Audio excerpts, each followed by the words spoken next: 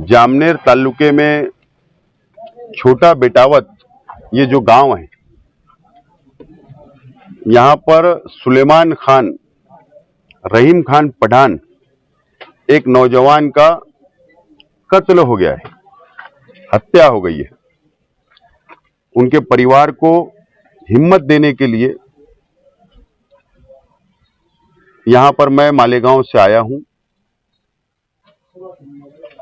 और जो यहाँ पर मालूमात, जो जानकारी उनके परिवार से मुझको मिली और जामनेर शहर के मुसलमानों से, वहाँ के सेकुलर मिजाज रखने वाले हिंदू भाइयों से जो जानकारी मुझको मिली है, ये इंसानियत का कत्ल करने के बराबर है। धर्म अलग अलग हो सकते हैं लेकिन इंसानियत कभी मर नहीं सकती।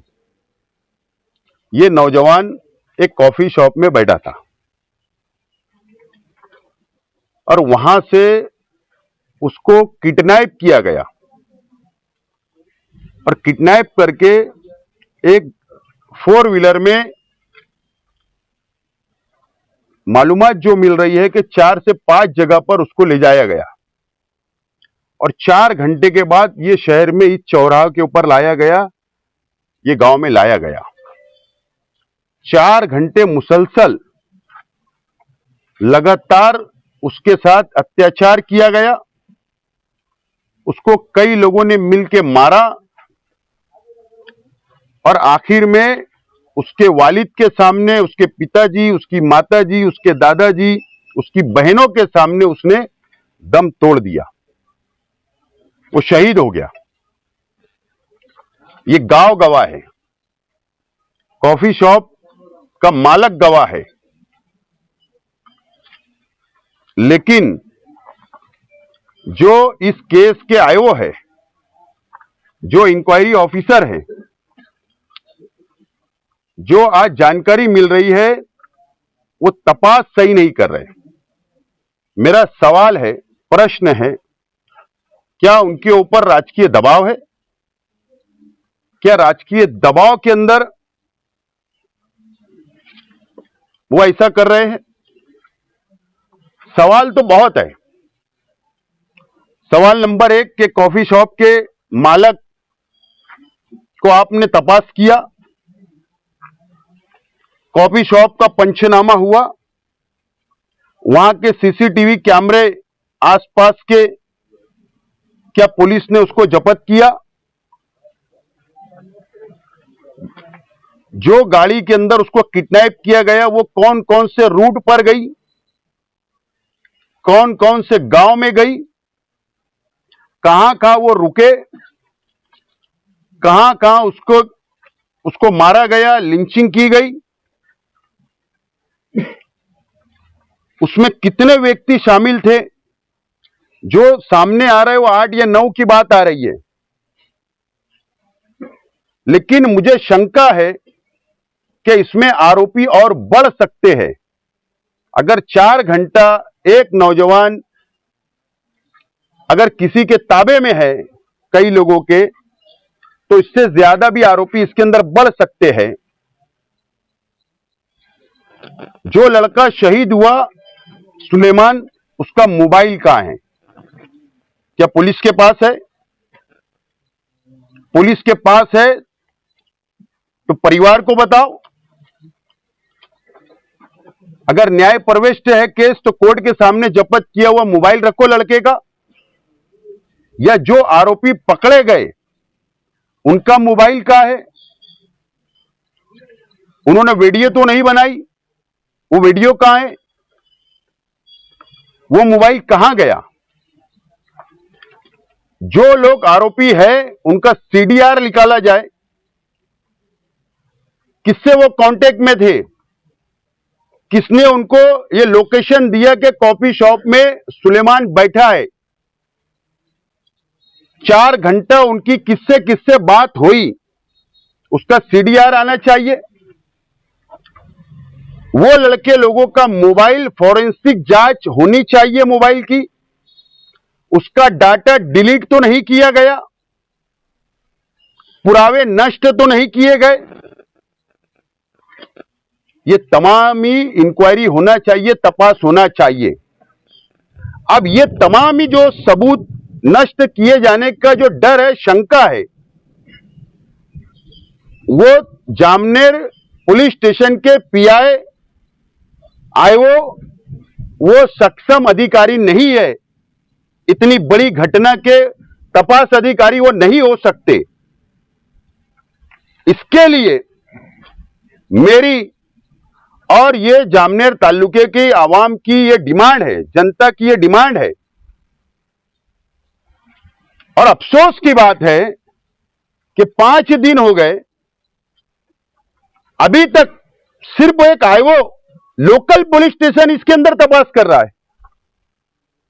कम से कम डीवाईएसपी रेंज के अगर अधिकारी को भी दिया जाता तपास तो हम मान लेते कि पुलिस इसके अंदर ईमानदारी बरत रही है, ईमानदार है, लेकिन हमको बेईमानी लग रही है। इसके लिए एसआईटी का पेपर में बातमी आ रही या सोशल मीडिया पे बातमी है कि एसआईटी बनने वाली है, लेकिन मुझे ऐसा लगता है कि जामनेर तालुके की आवाम को लालीपाप बताया जा रहा है, जलगांव जिले की आवाम को लालीपाप बताया जा रहा है, ठंडा करने का काम किया जा रहा है। एसआईटी ऐसे नहीं बनती, लोकल ऑफिसर ऐसा स्टेटमेंट नहीं दे सकते। एसआईटी महाराष्ट्र सरकार के मुख्यमंत्री और गृह मंत्री को अधिकार है कि एसआईटी इस केस के अंदर बनना चाहिए और आईपीएस रेंज के अधिकारी को एसआईटी का प्रमुख बनाया जाए। जब जाकर सुलेमान वो नौजवान को इंसाफ मिलेगा, इनके परिवार को इंसाफ मिलेगा। मैं आज विनती करता हूं,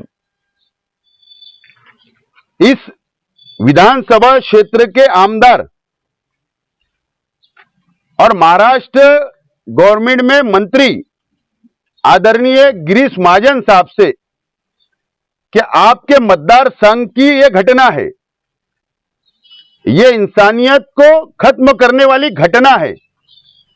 आप थोड़ा इंसानियत को देखते हुए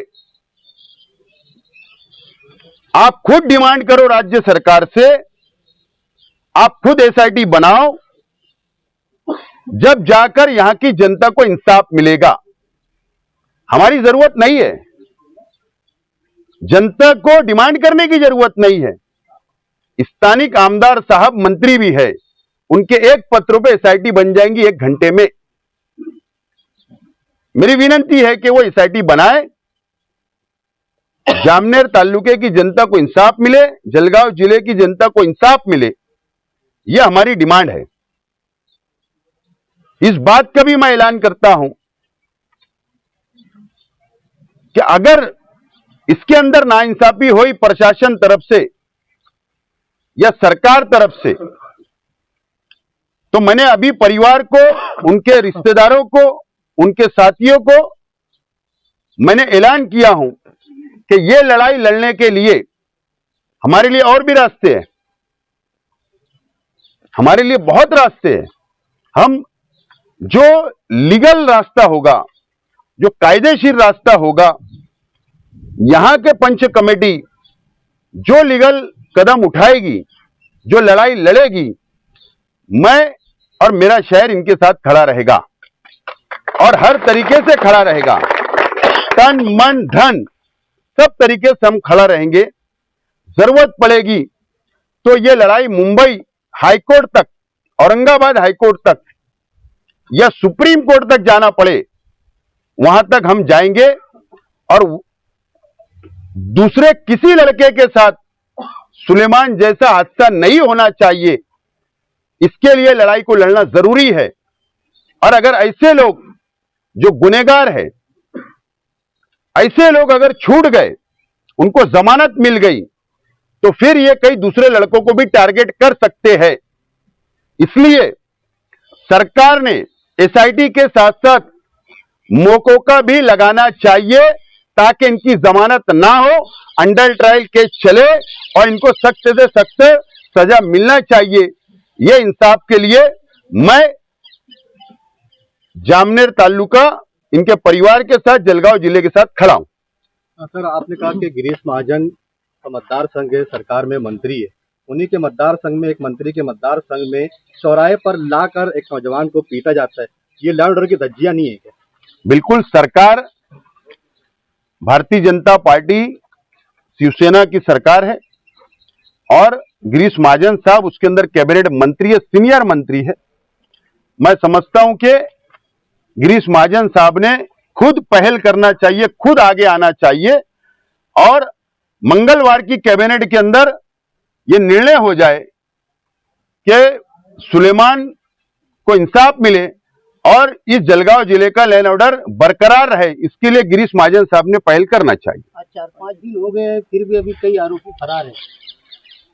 जब तक इसके अंदर एसआईटी को स्थापना नहीं होती, अगर इसके आईओ तपास अधिकारी डिप्टी लेवल के नहीं होंगे, आईपीएस लेवल के नहीं होंगे, तो कई आरोपी ऐसी भागते रहेंगे, पुलिस के हाथ लगेंगे नहीं। फिर हमारे जैसे लोग, राजकीय लोग जब शंका करते हैं, शंका बताते हैं कि राजकीय दबाव आ रहा है, तो फिर पॉलिटिक्स आ जाएंगी। लेकिन ये लड़ाई पॉलिटिक्स की नहीं है, राजकीय नहीं है। ये लड़ाई हिंदू, मुस्लिम, सिख, ईसाई कोई भी व्यक्ति हो, किसी के भी साथ अगर जुल्म होता है तो इंसाफ के लिए सबको आगे आना चाहिए।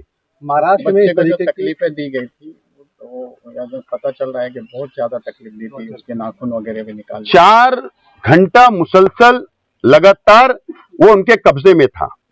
अब मेडिकल रिपोर्ट जो पोस्टमार्टम हुआ, पीएम हुआ, वो मेडिकल रिपोर्ट आने के बाद हमको पता चलेगा कि उसके शरीर में कितनी चोटें थी, कहां चोटें थी, किस हथियार से मारा गया, ये तमाम ही मेडिकल रिपोर्ट आने के बाद पता चलेगा। उसके बाद इसके ऊपर और हम लोग आगे स्टेटमेंट देंगे और कानूनी कार्रवाई सख्त करने की मांग करेंगे। महाराष्ट्र में ऐसी कई घटनाएं हर 2-4 महीनों पर घट रही है, एक बड़ा आंकड़ा उसका हो चुका है, तो क्या महाराष्ट्र को यूपी और बिहार की तरफ ले जाने की साजिश है? नहीं, ऐसा है कि लॉ एंड ऑर्डर बढ़ता जा रहा है, लॉ एंड ऑर्डर की समस्या बढ़ती जा रही है, लोग सुरक्षित महसूस नहीं कर रहे हैं।